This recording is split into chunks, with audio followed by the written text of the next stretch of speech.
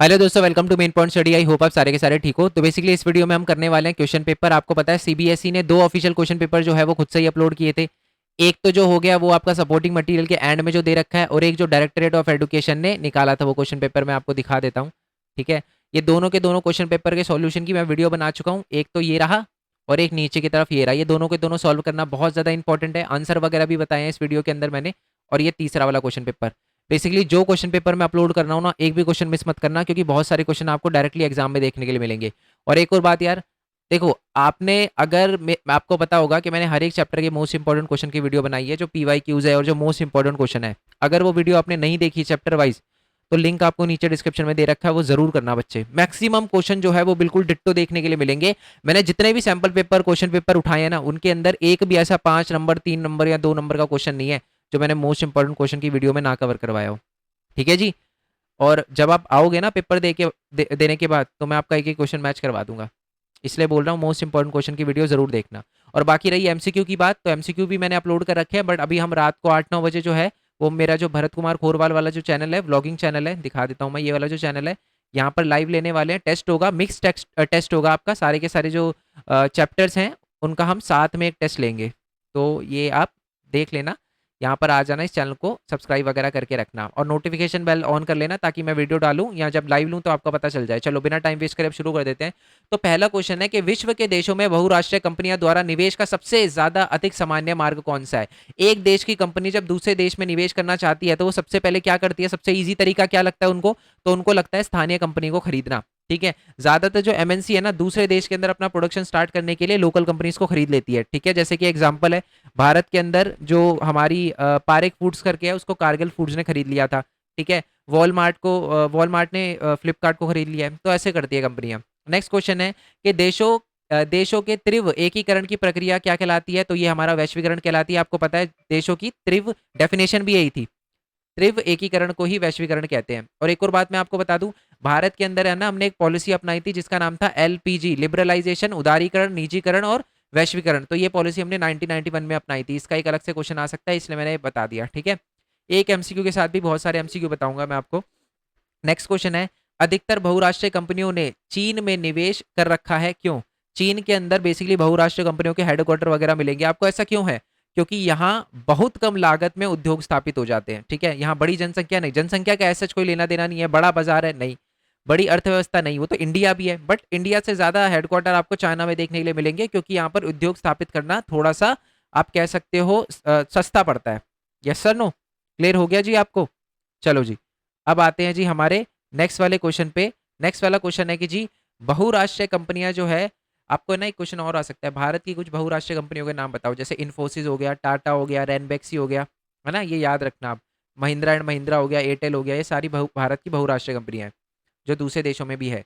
Next वाला question है question number 4, बहुराष्ट्रीय कंपनियों द्वारा किए गए निवेश क्या कहलाते हैं। सुपर सिंपल क्वेश्चन, ये कहलाते हैं जी विदेशी निवेश। जब देश की कंपनी ही एक, जैसे भारत की कोई कंपनी है, उसने इंडिया के अंदर ही कोई प्लांट खरीदा, कोई एरिया खरीदा, तो उसको निवेश कहेंगे। बट जब बाहर की कंपनी, जैसे एप्पल वगैरह ने इंडिया के अंदर कोई जमीन खरीदी, तो उसको हम क्या कहेंगे, विदेशी निवेश कहेंगे। नेक्स्ट वाले क्वेश्चन पे आते हैं, भारत में विशेष आर्थिक विकास जोन, जिसको हम SEZ कहते हैं, है ना, स्पेशल इकोनॉमिक जोन का विकास करने के पीछे क्या विचार है। मतलब सरकार आपको पता है SEZ बना रही है, स्पेशल इकोनॉमिक जोन बना रही है।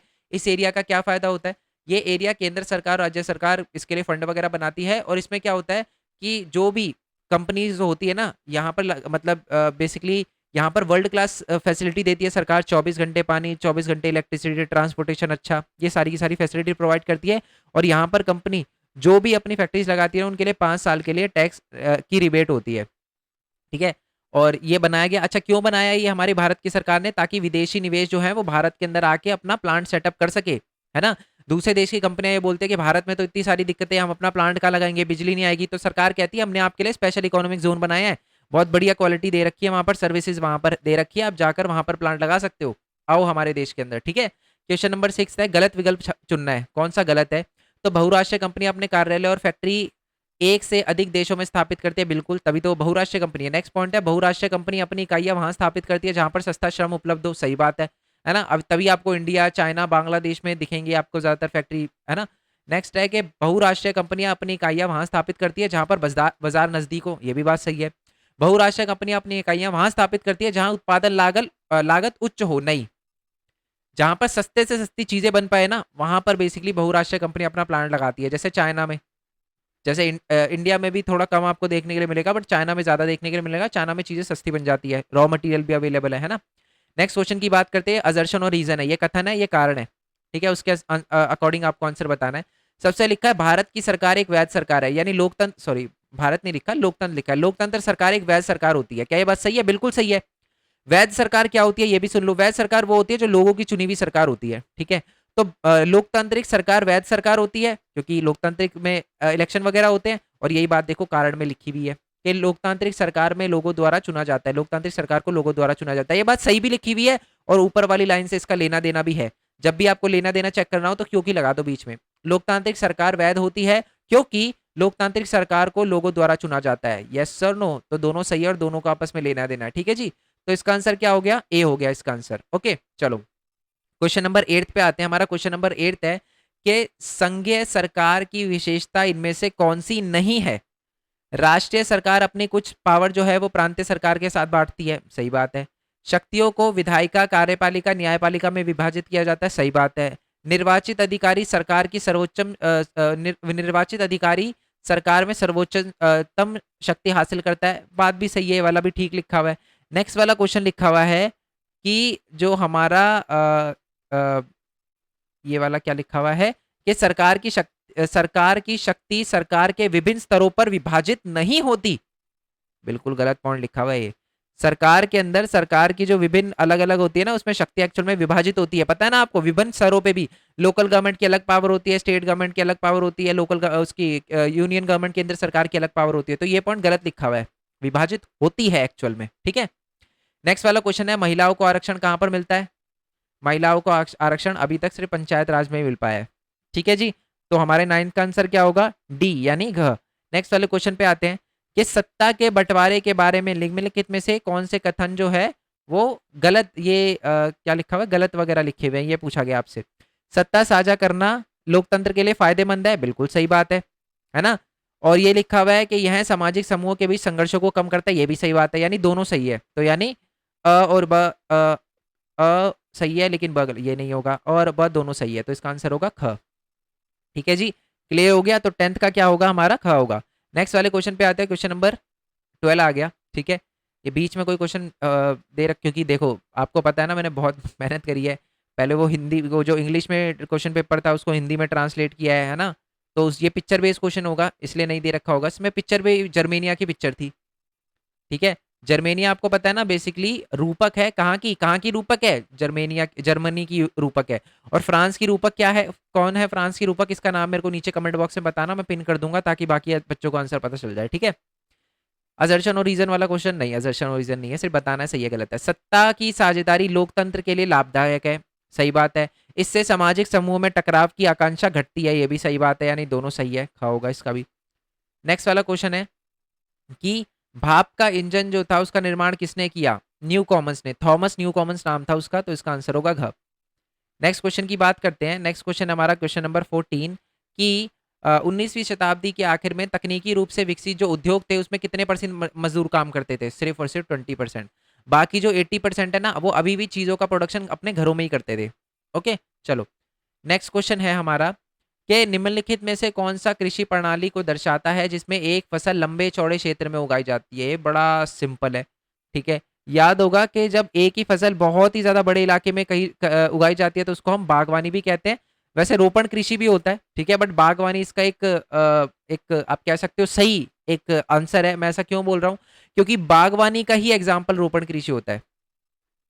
यस और नो, समझ आ रहा है ना आपको? क्लियर हो रहा है ना ये बात? रोपण कृषि देखो, एक होता है कमर्शियल फार्मिंग, कमर्शियल फार्मिंग को हम कहते हैं बागवानी, और कमर्शियल फार्मिंग का एक टाइप है रोपण कृषि, ठीक है। तो इसका आंसर होगा बागवानी। दोनों देखो सही तो दोनों ही है, ठीक है, बट कंफ्यूज करने के लिए लिखा हुआ है जानबूझ के। इसका आंसर बागवानी होगा क्योंकि बागवानी जो है वो एक करेक्ट आंसर बैठता है इसका क्वेश्चन नंबर 15 का, ठीक है। एक सेकेंड एक सेकेंड, देखो बागवानी की अगर बात करें तो बागवानी जहां तक हमने पढ़ा था, जब चैप्टर नंबर 4 कृषि वाला पढ़ा था, तो बागवानी का मतलब फ्लावर वगैरह भी आ जाते हैं, बट यहाँ पर क्या लिखा है, फसल, जो खाने के लिए उत्पादन करी जाती है। और बागवानी में क्या होता है, फ्लावर वगैरह नहीं, फ्लावर वगैरह नहीं, तो फसल लिखा हुआ है तो फसल में तो रोपण ही आएगा। है तो टाइप बागवानी का टाइप, कमर्शियल फार्मिंग का ही टाइप है रोपण, बट यहाँ पर सिर्फ फसल लिख, क्योंकि बागवानी में बहुत सारी चीजें आ जाती हैं, बट यहाँ पर फसल लिखा हुआ है स्पेसिफिकली, तो इसका आंसर होगा रोपण। ठीक है बच्चे, कंफ्यूजन भी दूर हो रही है ना साथ में। बागवानी में बहुत सारी चीजें, फ्लावर वगैरह को भी बागवानी ही में इंक्लूड कर लिया जाता है, ठीक है, जब प्रोडक्शन करा जाता है तो, है ना। बट रोपण कृषि होती है एक बहुत बड़े एरिया, जैसे असम में, असम की कृषि को हम रोपण कृषि कहते हैं। ठीक है, चलो नेक्स्ट वाले क्वेश्चन पे आते हैं। स्पिनिंग जेनी, जो स्पिनिंग जेनी है, क्वेश्चन नंबर 16 है हमारा। स्पिनिंग जेनी किसके द्वारा रची गई थी, तो ये तो आपको पता है, जेम्स हारगिव्स जो थे उन्होंने 1764 में स्पिनिंग जेनी बनाई थी। ठीक है, तो हमारा ये जो 16 क्वेश्चन है इसका होगा घ। नेक्स्ट वाला क्वेश्चन है क्वेश्चन नंबर 17। भारतीय वनों का सबसे अधिक क्षति औपनिवेशिक काल में किस वजह से हुई है। सिंपल सीधी बात है, तो जो ब्रिटिशर थे वो क्या करते थे, हमारे भारत में उन्होंने उद्योग वगैरह स्थापित करे थे, जिसकी वजह से हमारे भारत के जो वन है उन पे सबसे ज्यादा बुरी हालत, क्योंकि उन्होंने उद्योग वगैरह स्थापित किए थे तो वो लकड़ियां लेकर जाते थे, जंगल काटते थे, तो इनसे सबसे ज्यादा नुकसान हुआ। पटरियां वगैरह बनाई उन्होंने, है ना, रेलवे के लिए, तो ये सारे के सारे मतलब उद्योग के अंदर ही आ जाता है, वो है तो मैन्युफैक्चरिंग ही ना। रेलवे की पटरियां बना रहे हो तो वो भी मैन्युफैक्चरिंग में आएगा, तो वो उद्योग के अंदर ही है। ठीक है, चलो, क्योंकि देखो व्यापार का कोई लेना देना नहीं है। रेलवे, रेलवे का विस्तार, कृषि का विस्तार, रेलवे का विस्तार और कृषि का विस्तार भी इसका एक पॉइंट है। ठीक है, बट मेजरली जो लकड़ियां काटी जाती थी वो, इसका आंसर तो यार वैसे रेलवे का विस्तार ही होना चाहिए। मैंने उद्योग पढ़ लिया जल्दबाजी में, बट इसका आंसर रेलवे का विस्तार ही होगा। ठीक है, ओके। अब मैं क्यों बोल रहा हूँ रेलवे का विस्तार होगा, क्योंकि इसमें आगे कृषि भी लिखा हुआ है, इसलिए इसका आंसर ये होना चाहिए। देखो बात ऐसी थी, औपनिवेशिक काल में ब्रिटिशर ने बहुत ज्यादा रेलवे बनाई थी, रेलवे के उन्होंने लकड़ियां वगैरह बहुत बड़े लेवल पे काटना शुरू कर दिया था, और कृषि भी एक पॉइंट है। ब्रिटिशर ने क्या किया था, मैं जंगल साफ करवा के वहां पर कृषि वगैरह करवाई थी। अगर ये ना लिखा होता ना, इसका आंसर मैं उद्योग करता, समझ रहे हो। बट क्योंकि यहाँ पर रेलवे का विस्तार और कृषि अलग से लिखा हुआ है, तो इसका आंसर क होगा। ठीक है बच्चे, आई होप ये बात आपको क्लियर हो गई हो। देखो वैसे तो सपोर्टिंग मटेरियल मतलब बहुत सारी ऐसे क्वेश्चन पेपर भी देखे हैं मैंने जहां पर आंसर गलत होते हैं। ठीक है, तो ब्लाइंडली आंसर को फॉलो नहीं करना है। ओके जी, आई होप ये बात आपको क्लियर हो गई, इसलिए मैंने बोला कि अच्छे से क्वेश्चन पढ़ना। एक्चुअल में इसका आंसर ए है, ये सपोर्टिंग मटेरियल है, सपोर्टिंग मटेरियल में आपको इसका आंसर जो है वो उद्योग मिलेगा, बट जब मैंने अभी अच्छे से गौर से क्वेश्चन पढ़ा तो इसका आंसर रेलवे का विस्तार है। ठीक है जी, क्लियर हो गया। चलो नेक्स्ट वाले क्वेश्चन पे आते हैं। निम्नलिखित में से, निम्नलिखित में से एक वैश्वीकरण के लिए जिम्मेदार कौन सा कारक नहीं है, नहीं है पूछा है। ठीक है, तो तकनीकी में विकास बिल्कुल है, बहुराष्ट्रीय कंपनी का विकास बिल्कुल है, प्रौद्योगिकी टेक्नोलॉजी में बिल्कुल है। उपनिवेश का मंत्र, उपनिवेश का बेसिकली वैश्वीकरण से एज सच कोई लेना देना नहीं है, तो जो हमारा 18 क्वेश्चन होगा उसका है ख। ठीक है, चलो नेक्स्ट वाले क्वेश्चन पे आते हैं कि श्रीलंका में निम्नलिखित में से कौन सा धर्म है, मतलब कौन सा धर्म जो है वो प्रबल है। बताइए आपको, बौद्ध धर्म, क्योंकि बौद्ध धर्म के ही वो प्रचारक थे सिन्हाला। उन्होंने फिर पता है ना आपको कि 1956 में कानून निकाला था कि बौद्ध धर्म को प्राथमिकता दी जाएगी, ये वाली सारी की सारी चीजें। ठीक है, नेक्स्ट वाला क्वेश्चन है। अच्छा किन के साथ भेदभाव हो रहा था श्रीलंका में, ये आप मेरे को नीचे कमेंट बॉक्स में बताना है। हमारा दूसरा क्वेश्चन है, 20वीं सदी की शुरुआत में कपड़ों का उत्पादन में वृद्धि क्यों हुई। फैक्ट्रियाँ स्थापित हो चुकी थी, नई नई तकनीकें, पावर लूम वगैरह और ये सारी की सारी चीज़ें आ रही थी, है ना, और व्यापारी उद्योग से अधिक निवेश होने लगे थे, या हैंडलूम से कपड़े की मांग बढ़ी थी। तो कपड़ों के उत्पादन में वृद्धि, देखो हैंडलूम से उत्पाद मांग तो बढ़ी थी, बट वो पूरी नहीं कर पा रही थी। मतलब उत्पादन, कपड़ों में उत्पादन की, जो उत्पादन बढ़ने का कारण सबसे बड़ा यही था कि जो हमारी तकनीकें हैं, है ना, पावर लूम, हैंडलूम, ये सारी की सारी चीजें आ गई थी, जिसकी वजह से हमारी 20वीं शताब्दी में कपड़ों का उत्पादन बढ़ा था। इसका आंसर है हमारा ख। ओके, चलो अब हम पहले मैप पे आएंगे, फिर नीचे वाले क्वेश्चन पे जाएंगे। ठीक है, चलो मैप की बात करते हैं। सबसे पहला क्वेश्चन ऊपर आ जाते हैं, हिस्ट्री का देख लेते हैं मैप। और देखो अगर आपने मैप की वीडियो नहीं देखी ना बच्चे, वो देख कर जाना, मैप सबसे इंपॉर्टेंट है। मेरे को समझ नहीं आता बच्चे मैप क्यों छोड़ते हैं, मैप मत छोड़ो यार, मैप करके जाओ। फ्री के 5 नंबर है, सीबीएसई आपकी झोली में रख रहा है कि ये लो बच्चे 5 नंबर ले लो, आप कह रहे हो नहीं नहीं चाहिए। करो यार मैप, नीचे डिस्क्रिप्शन में वीडियो मिल जाएगी मैप की, यहाँ पिन कमेंट में दे रखा होगा। क्वेश्चन पे आते हैं वह स्थान जहां अहिंसा के कारण असहयोग आंदोलन को रोक दिया गया था, गांधी जी ने, है ना, पता है ना, असहयोग आंदोलन वापस ले लिया था। चौरी चौरा कहाँ पड़ता है? गोरखपुर। गोरखपुर कहाँ है? यूपी। और यूपी कहाँ है? ये रहा यूपी, गोरखपुर यूपी, है ना। चलो, चौरी चौरा। नेक्स्ट है कि खेड़ा किसान ने सत्याग्रह कहाँ किया था? गुजरात के अंदर। गुजरात कहाँ है? बिल्कुल कोने पे, ये रहा गुजरात, खेड़ा। ठीक है, चलो। क्यों किया था खेड़ा के अंदर? ताकि जो हमारे किसान है उनका टैक्स माफ करवा दिया जाए। नेक्स्ट है बोकारो लोहा इस्पात संयंत्र, कहाँ पड़ता है? झारखंड में। कहाँ पड़ता है? झारखंड में, है ना। ट्रिक बताई थी ना मैप से, नीचे डिस्क्रिप्शन में वीडियो दे रखी है, देख लेना, ट्रिक पता चल जाएगी। कहाँ पड़ता है? झारखंड, ये रहा जी झारखंड। ठीक है, बोकारो लिख देना यहाँ पर। नेक्स्ट वाले क्वेश्चन पे बात करते हैं। नेक्स्ट वाला क्वेश्चन है हमारा कि गांधीनगर सॉफ्टवेयर टेक्नोलॉजी पार्क, तो गांधी जी कहाँ से थे? ये ट्रिक बताई थी ना। कहाँ से? अपने गुजरात से। तो ये भी गुजरात में मार्क करना है, वही खेड़ा के आसपास मार्क कर देना। तारापुर, तारापुर थर्मल जो अपना न्यूक्लियर पावर प्लांट है, आणविक ऊर्जा संयंत्र है, कहाँ पर है? तारापुर। क्या होता था? तारापुर यानी तारा, तारा कौन सा? स्टार, स्टार यानी बॉलीवुड स्टार। कहाँ रहते हैं? मुंबई में। मुंबई में यानी महाराष्ट्र, यहाँ पर पड़ेगा। ठीक है जी, चलो नेक्स्ट वाले क्वेश्चन की बात करते हैं। नेक्स्ट वाला क्वेश्चन है हमारा टूटी कॉरिन समुद्री पतन। टूटी कॉरिन, टी से टूटी कॉरिन, टी से तमिलनाडु, बताया था ना। चलो, तो यानी मैप तो क्लियर है, वीडियो देख लेना मैप की अगर नहीं देखी तो। अब आ जाते हैं जी हम पहले तो दो दो नंबर वाले क्वेश्चन पे आते जाते हैं, फिर पांच पांच नंबर पे और बाकी पे जाएंगे। बहुजन समाज पार्टी का गठन किसने किया था? ये किया था 1984 में, जो कांशीराम थे उन्होंने किया था। और बेसिकली जो इसका मोटिव था वो यही था कि दलित और आदिवासी लोग, जो पिछड़ी जाति के लोग हैं, जो अल्पसंख्यक है, उनके लिए उनको उनके जो क्या कहते हैं डिमांड है, उनकी जो मांगे है, उनको आगे रखना। ओके। और इसमें इसकी जो छाप है, यानी ये पार्टी जो है मध्य प्रदेश, उड़ीसा, झारखंड, दिल्ली, उत्तराखंड, यहाँ पर भी देखने के लिए मिलती है। प्रबल है, मतलब इन एरिया के अंदर भी, पंजाब में भी प्रबल है। नेक्स्ट है कि भारत के किस क्षेत्र में ज्वारीय ऊर्जा उत्पन्न करने के लिए आदर्श उपस्थिति है? पहली बात तो जब ऊर्जा की बात करी जाए, ज्वारीय ऊर्जा, तो वहां पानी होगा। तो यानी जो हमारा गंगा डेल्टा है, हमारा सुंदरवन डेल्टा वाला एरिया है, हमारा कच्छ की खाड़ी है, ये कुछ एरिया है ऐसे है, दो ही लिख देना, वैसे तो नवाक्स मिल जाएंगे। खंबात की खाड़ी भी लिख सकते हो आप।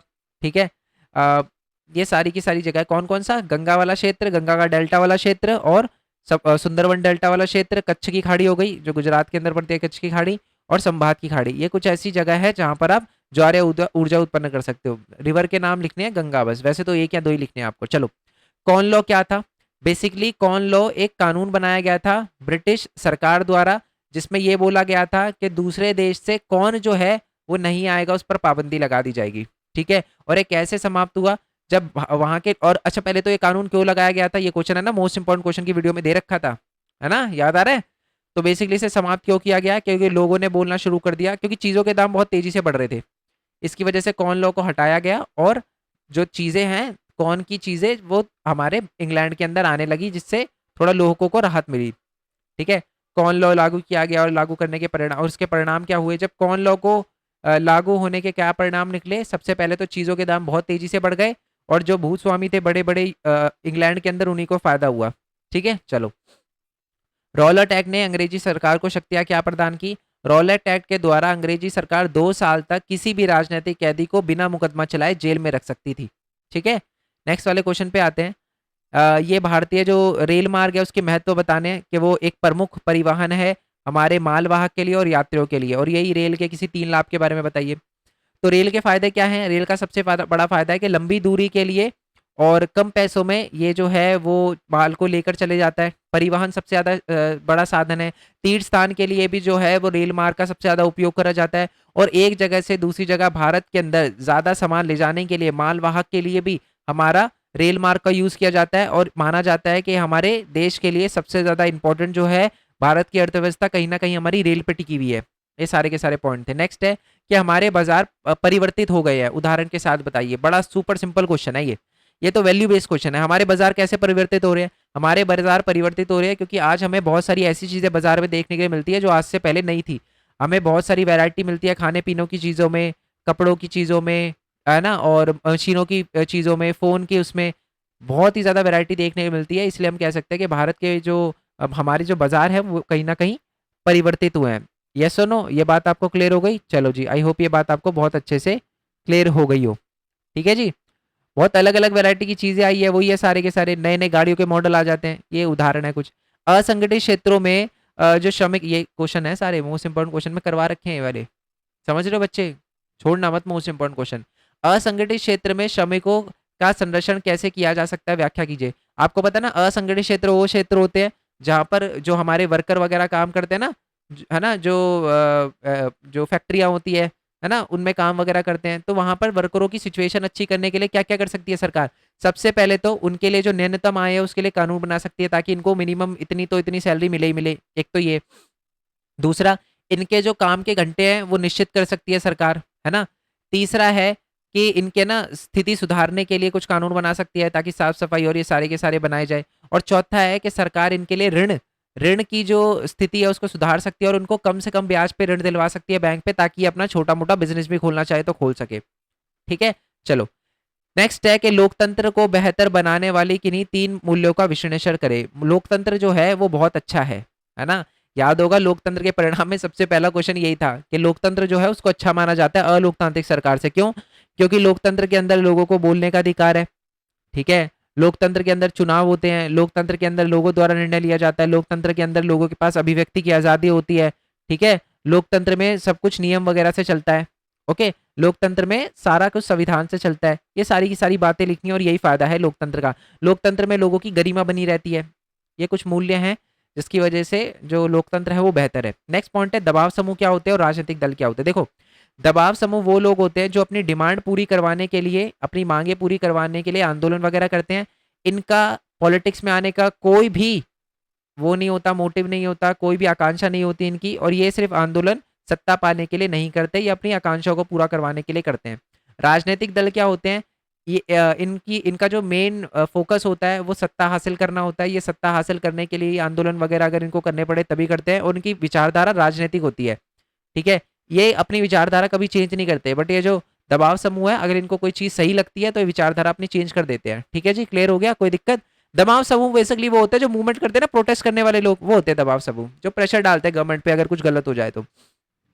और राजनीतिक दल तो वोट लेने के लिए ही करते हैं सब कुछ, है ना। नेक्स्ट वाले क्वेश्चन पे आते हैं। नेक्स्ट वाला क्वेश्चन, क्वेश्चन नंबर 30 है। देखो मैं दोबारा से बोल रहा हूँ बच्चे, मोस्ट इंपॉर्टेंट क्वेश्चन प्लीज करके जाना यार। बहुत ही ज़्यादा धक्का लगेगा आपको अगर आप मोस्ट इंपॉर्टेंट क्वेश्चन नहीं करके गए और एग्जाम के अंदर आपको पता चला कि यार ये बंदा सही बोल रहा था, जो भी बोल रहा था भरत के सारे क्वेश्चन सेम आएंगे, है ना बच्चे। प्लीज करके जाना यार, प्लीज प्लीज। नेक्स्ट है कि अच्छा, अगर किसी बच्चे को ये दिक्कत है कि नहीं सर वीडियो में टाइम लगेगा, बच्चे कोई बात नहीं, मैंने टेलीग्राम है ना हमारा मेन पॉइंट स्टडी वाला, ये देखो पीडीएफ दे दी है, बस यार आप नंबर लाओ।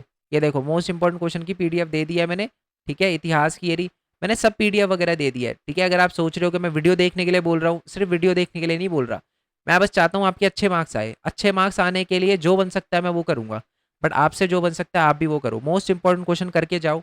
पीडीएफ पढ़ो पहले। अगर पीडीएफ नहीं समझ आती और आपको लगता है कि यार ये चैप्टर मेरा बिल्कुल नहीं हो रखा, तो वीडियो देखो, क्योंकि अगर वीडियो नहीं देखी और पीडीएफ पीडीएफ पढ़ी तो कोई फायदा नहीं हो पाएगा बच्चे, है ना।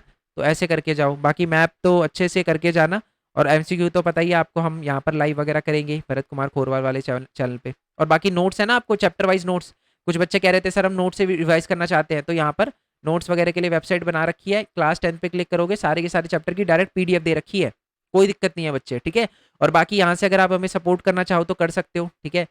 आपको पता है वेबसाइट बनाई है तो इसके सर्वर की कॉस्ट होती है, अभी मैनेज हो रही है, अभी मैं मैनेज कर रहा हूँ कैसे तैसे, बट शायद आज आपको ये नोट्स एकदम फ्री मिल रहे हो, सारी चीज़ें मेन पॉइंट स्टडी पे फ्री मिल रही हो, बट आपके जो जूनियर्स हैं उनको कोई परेशानी ना हो। वैसे तो मैं अपना 100% ट्राई करूंगा कि कभी भी इस पे प्राइस टैग ना लगे, ठीक है। बहुत सारे लोग जो हैं वो अपना कोर्स बेचते हैं, मेरे को खुद सिर्फ इस वजह से कॉल आते हैं बहुत सारी कंपनी के, वो ये बोलते हैं कि अपने नोट्स बेच दो, बस हमको पैसे ले लेना।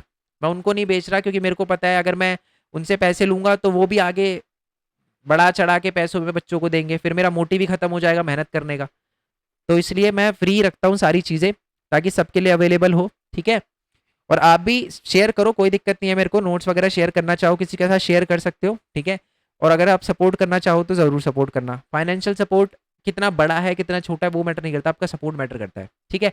और ये बात सिर्फ उन बच्चों के लिए है जो कि फाइनेंशियली स्टेबल है। बच्चे अगर आप फाइनेंशियली स्टेबल नहीं हो ना, प्रॉब्लम है, तो कोई बात नहीं बच्चे, सपोर्ट जरूरी नहीं है फाइनेंशियली, आप अच्छे नंबर ला के भी मेरे को सपोर्ट कर सकते हो। आप अच्छे नंबर लाओगे ना, मेरे को भेजोगे कि सर ये मेरे इतने नंबर आए हैं, 98 99 नंबर आए हैं मेरे 100 में से, और आपका ना 0.1% पार्टिसिपेशन है सर, थैंक यू, मेरे लिए बहुत है बच्चे, ठीक है। चलो अब आ जाते हैं जी नेक्स्ट क्वेश्चन पे। नेक्स्ट क्वेश्चन है, आरंभिक वर्षों में सूती कपड़ा उद्योग कपास पैदा करने वाले क्षेत्रों में ही क्यों वो था, केंद्रित था, संकेंद्रित था। इसका मतलब है ना, आपको ज्यादातर स्टार्टिंग में जो सूती कपड़ा उद्योग है ना, आपको पता है ना, भारत के अंदर सबसे पहले सूती कपड़ा उद्योग मुंबई में लगाया गया था 1854 में, ठीक है।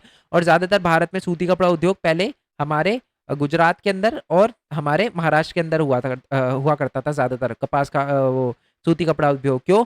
ताकि जो है वो जो कपास है उत्पादन किया जाए तो जो कच्चा माल है वहां पर इजीली उपलब्ध हो पाए, है ना। तो बेसिकली इसी वजह से ज्यादातर जो आपके सूती कपड़ा उद्योग है वो आपको गुजरात और महाराष्ट्र में ही देखने के लिए मिलते थे। और साथ में वो दूसरे, पहले तो कच्चा माल की उपस्थिति हो जाती थी, ठीक है। यहाँ पर मजदूर भी काम करने के लिए रेडी हो जाते थे। यहाँ पर फसल जो है वो बहुत अच्छी उगती थी कपास की। और नेक्स्ट पॉइंट है कि यहाँ से क्या होता था कि पतन जो होते थे गुजरात, और आपको पता है बेसिकली कोस्टल एरिया है तो यहाँ से पतनों से दूसरे देशों में भी भेजा जा सकता था। इसी वजह से गुजरात और महाराष्ट्र में ज्यादातर आपको मिलें देखने के लिए मिलती है। मैं इसके आंसर भी दे दूंगा बट समझा रहा हूँ मैं आपको, क्योंकि समझाना मेन मोटिव है, ठीक है, ताकि आपको समझ आए। आंसर मैं दे दूंगा, आंसर मैंने कर रखे हैं, मैं पीडीएफ जो है वो टेलीग्राम पे ही दे दूंगा आंसर की, ठीक है। चलो नेक्स्ट क्वेश्चन है कि भारत में उद्योग पर्यावरण निम्नीकरण के लिए किस प्रकार जिम्मेदार है, उदाहरण सहित बताइए। भारत में जो उद्योग है उससे एनवायरमेंट को नुकसान हो रहा है। क्या नुकसान हो रहा है? पहले तो नदियों से निकलने वाला कूड़ा जो है, सॉरी फैक्ट्रियों से निकलने वाला कूड़ा जो है, वो जो फैक्ट्रियां हैं वो डायरेक्टली नदी में डाल देती है, जिसकी वजह से नदी जो है वो दूषित हो जाती है, ठीक है। नदी के जो जानवर है उनको भी हानि पहुंचती है, एक्वेटिक लाइफ जो है, मरीन जो लाइफ है उनको अफेक्ट होता है, बहुत सारे जानवर वगैरह पानी में रहने वाले मारे जाते हैं। साथ में जो बहुत सारी फैक्ट्री ऐसी भी है जो अपना गरम गरम पानी, तापीय वाला पानी जो होता है ना, तापीय प्रदूषण भी होता है, गरम गरम पानी जो होती है वो डाल देती है नदियों के अंदर, जिसकी वजह से उसी टाइम जानवर वगैरह मरते हैं, है ना, पानी में रहने वाले। तीसरा है कि जो हमारा वायु है वो भी प्रदूषित हो रही है। क्यों? क्योंकि चिमनियों से निकलने वाला जो धुआं है फैक्ट्रियों से, क्योंकि फैक्ट्री जो है कोयले का उपयोग करती है बहुत बड़े लेवल पे, जिसमें से धुआं निकलता है जो लोगों के एनवायरमेंट, जो उसको लाइफ को मुश्किल बनाता है, हेल्थ से रिलेटेड प्रॉब्लम होती है। और नेक्स्ट है नॉइज पॉल्यूशन। फैक्ट्री से बहुत ज़्यादा शोर भी आता है जो भी कहीं ना कहीं हमारे एनवायरनमेंट को नुकसान पहुंचा रहा है और लोगों को प्रॉब्लम क्रिएट कर रहा है। मांग जमा क्या है और उसकी किसी 3 विशेषता की व्याख्या करें। बैंक में जमा पैसे को मांग जमा कहते हैं। क्यों? क्योंकि उसको कभी भी मांग पड़ने पर आप निकलवा सकते हो, ये होता है मांग जमा। मांग जमा की 3 विशेषता क्या है? मांग जमा, पहली बात तो यही है, मांग जमा को कभी भी आप निकाल सकते हो मांग पड़ने पर। दूसरी बात है इसका उपयोग आप पेमेंट करने के लिए भी कर सकते हो, यस और नो। आप अपने बैंक के अंदर जो पैसे जमा है पेटीएम से दूसरे में ट्रांसफर कर सकते हो ना। और तीसरा है इसको आधुनिक करेंसी भी माना जाता है एक तरह से, क्योंकि इससे आप पेमेंट वगैरह कर सकते हो, ये तो उसी पॉइंट में इंक्लूड हो गया। बट चौथा ये भी लिख सकते हो कि इस पे हमें ब्याज भी दिया जाता है मांग जमा से, ठीक है जी। और मांग जमा से हमें और भी ज्यादा फैसिलिटी बैंक की मिलती है। क्या क्या फैसिलिटी? क्रेडिट कार्ड, है ना, और आपका बैलेंस वगैरह की योजना, इंटरेस्ट वगैरह मिलता है, चेक बुक मिलती है, ये सारी की सारी सुविधा जो होती है वो बैंक में आप पैसे जमा कराते हो तभी तो मिलती है। आप ऐसी बैंक में जाओ और बोलो कि जी मेरे को चेक बुक दे दो, तो वो क्या बोलेगा कि बैंक अकाउंट तो खुलवाओ पहले, बोलेगा नहीं बोलेगा? तो इसलिए मांग जमा जो है उसी के साथ आपको ये विशेषता मिलती है, ठीक है। बैंकों में जमा व्यक्तिगत के साथ, बैंकों में जमा जो पैसे होते हैं वो व्यक्तिगत के साथ राष्ट्र के लिए भी हितकारक है, उदाहरण के सहित बताइए।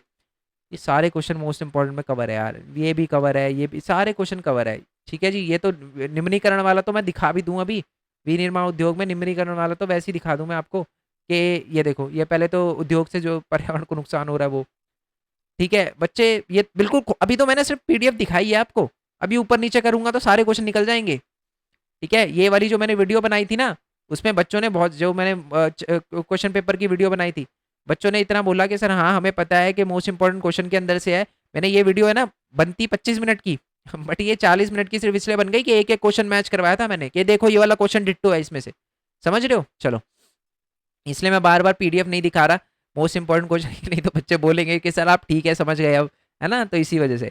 चलो बैंक में जमा जो व्यक्तिगत पैसे हैं वो कहीं ना कहीं देश की भी हेल्प करते हैं। क्यों? क्योंकि बैंक के अंदर जो लोग हैं जिनके पास वो लोग जिनके पास बचत होती है वो बैंक में अपना पैसा जमा कराते हैं, और बैंक जो है वो उन लोगों को लोन देता है जिनको पैसे की जरूरत है, और उन पैसों का जो लोग हैं वो अच्छे कार्यों के लिए उपयोग करके जो है वो लोगों को रोजगार प्रदान करते हैं, है ना, अपनी प्रॉब्लम सॉल्व करते हैं और देश की अर्थव्यवस्था में भी कहीं ना कहीं योगदान देते हैं। तो इसी वजह से हम कह सकते हैं बैंक के अंदर जो पैसे जमा है वो देश के लिए भी हितकारी है, क्योंकि इससे बहुत सारे बिजनेस चलते हैं, है ना। क्योंकि आप देखो मैक्सिमम जो वो कह सकते हो बिजनेस है ना वो लोन पे ही चलते हैं। किसके पैसे से? हमारे पैसे से, हमने तो बैंक में जमा कराए हैं पैसे। तो एक तरह से बैंक के अंदर जो लोन जमा है वो व्यक्तिगत नहीं, वो देश की भी हेल्प करता है। यस सर नो, देश के लिए भी लाभदायक है। ठीक है, मैं आपको बताऊं हर देश जो है वो लोन पे चलता है। ठीक है, बट कोई लोन चुका सकता है, कोई लोन नहीं चुका सकता। पता है आपको, हम भी लोन देते हैं बट हम चुका सकते हैं, हमारी औकात है। पाकिस्तान की नहीं है, पाकिस्तान की हालत खराब है। यस सर नो, तो लोन पे सब चलते हैं बट लोन चुका पाते हो नहीं चुका पाते वो मैटर करता है। नेक्स्ट वाले क्वेश्चन पे आते हैं। अधिकतर गरीब परिवार जो है ऋण लेने के लिए औपचारिक स्रोत पे ही निर्भर रहते हैं, क्यों, क्या रीजन है? पहला तो रीजन ये है कि उनके पास ऋणाधार नहीं होता। दूसरी बात है कि उनके पास पेपर वर्क जो है उतने पढ़े लिखे नहीं होते, अवेयर नहीं होते, है ना, क्या कहते हैं अवेयरनेस को हिंदी में, जागरूक नहीं होते। तीसरी बात है कि उनको पेपर वर्क वगैरह वो बहुत होते हैं, टाइम बहुत लगता है। ये सारी की सारी चीज़ें हैं जिसकी वजह से जो अधिकतर गांव में और गांव में बैंक में नहीं होते, ये भी पॉइंट है। तो इसी वजह से जो अनौपचारिक स्रोत पर ही निर्भर रहते हैं वो बैंकों के पास नहीं जाते। यस सर नो, साहूकार जो है ये लो लोन, ये रहा पैसे, मतलब ये लो पैसे जाओ, ऐसे कर देता साहूकार। बट औपचारिक में यही दिक्कत है, लिखा पढ़ी करवाएंगे, पढ़ा लिखा होना जरूरी है, बैंक में नहीं होते गांव, ये सारी की सारी दिक्कतें हैं। ठीक है, चलो नेक्स्ट क्वेश्चन है। नेक्स्ट क्वेश्चन जो है वो ये है कि बहुराष्ट्रीय कंपनी है ना अपना उत्पादन कार्यालय स्थापित करने से पहले केवल विशेष, मतलब बेसिकली क्वेश्चन यही है कि बहुराष्ट्रीय कंपनी है ना अपनी फैक्ट्री लगाने से पहले कहीं भी किन किन चीज़ों का ध्यान रखती है? 5 कारक बताने हैं। पहला तो कच्चे माल की उपलब्धता, सस्ते श्रमिक, अच्छे श्रमिक, बिजली आनी चाहिए, आपकी जो इंफ्रास्ट्रक्चर है वो अच्छा होना चाहिए, है ना, और परिवहन अच्छा होना चाहिए। 5 से तो ज़्यादा ही बता दिए। ठीक है जी, नेक्स्ट क्वेश्चन पे आते हैं। नेक्स्ट क्वेश्चन है कि असंगठित क्षेत्रों में जो श्रमिक है, ये अमी को लिखा है, श्रमिकों का शोषण होता है ना, श्रमिकों का शोषण होता है हमारे असंगठित क्षेत्रों में। क्या आप इस कथन से सहमत है? और अपने उत्तर में 5 संबंधित बिंदु के साथ बताइए। तो असंगठित क्षेत्रों में क्या प्रॉब्लम होती है? जॉब सिक्योरिटी नहीं होती, कभी भी हटाया जा सकता है। दूसरा, काम के घंटे निश्चित नहीं होते, कम सैलरी दी जाती है, साफ सफाई नहीं होती, बीमारियां वगैरह लगती है, इनलीगल होता है। ये सारी की सारी चीजें जो है वो सम्मिलित है इसके अंदर। ठीक है जी, पेंशन वगैरह की कोई फैसिलिटी नहीं है ना, बोनस नहीं मिलता, ये सारी की सारी प्रॉब्लम। नेक्स्ट है कि विदेशी निवेश को आकर्षित करने के लिए केंद्र सरकार और राज्य सरकार क्या क्या कर रही है? एक तो स्पेशल इकोनॉमिक जोन बना रही है। स्पेशल इकोनॉमिक जोन में बेसिकली सरकार वर्ल्ड क्लास फैसिलिटी देती है, बिजली पानी 24 घंटे और ट्रांसपोर्ट अच्छा, ये सारी की सारी। दूसरी, यहाँ पर SEZ में जो कंपनियां अपना प्लांट लगाती है उस पर 5 साल के लिए टैक्स नहीं देना पड़ता उसको। और लास्ट पॉइंट क्या था? लास्ट पॉइंट था हमारा कि सरकार जो है जो अपने वर्कर के, हिंदी में क्या बोलते हैं वर्कर को, जो हाँ मजदूर के जो नियम होते हैं ना, ठीक है, लेबर लॉज जो होते हैं, लेबर लॉज जो होते हैं ना, उनको थोड़ा फ्लेक्सिबल बना देती है। ताकि अगर जैसे हमारे जैसे, ओके मैं समझाता हूँ, जैसे कोई कोई अमेरिका है, अमेरिका की सरकार बोलती है भाई हमारे अमेरिका के वर्कर से आप 10 घंटे काम करवा सकते हो, 11 घंटे करवाओगे तो आप जेल में चले जाओगे। भारत की सरकार कहती है नहीं, लेबर लॉस फ्लेक्सिबल बनाए हैं कि 10 घंटे तो है बट अगर आप 11 घंटे काम करवाना चाहो तो करवा लो, बट एक्स्ट्रा वेजेस दे देना, ये बोलती है। तो यानी लेबर लॉज में फ्लेक्सिबल है हमारी भारत की सरकार। ठीक है, बाकी ये पैराग्राफ वाले क्वेश्चन है, मैं इसको खुद रीड करके बताऊंगा तो कोई सेंस नहीं बनेगा बच्चे, वैसे तो MCQ है ये, तो एक बार खुद करना इसको। मैं इसकी PDF जो है वो टेलीग्राम पे दे दूंगा। आई होप ये आपको बहुत अच्छे से क्लियर हो गया हो। और जो दूसरे वाले क्वेश्चन पेपर की PDF है, वीडियो है, वो देख लेना। बाकी PDF तो मैंने सेंड कर दी है। मोस्ट इंपॉर्टेंट क्वेश्चन कवर करके जाओ। और शाम को 8 बजे मिलते हैं जी हमारे ये भरत कुमार खोरवाल वाले चैनल पे। ठीक है, तो मिलते हैं नेक्स्ट वीडियो में, तब तक के लिए थैंक यू सो मच। जय हिंद, जय भारत, वंदे मातरम। थैंक्स फॉर योर सपोर्ट बच्चे, bye bye, all the very best.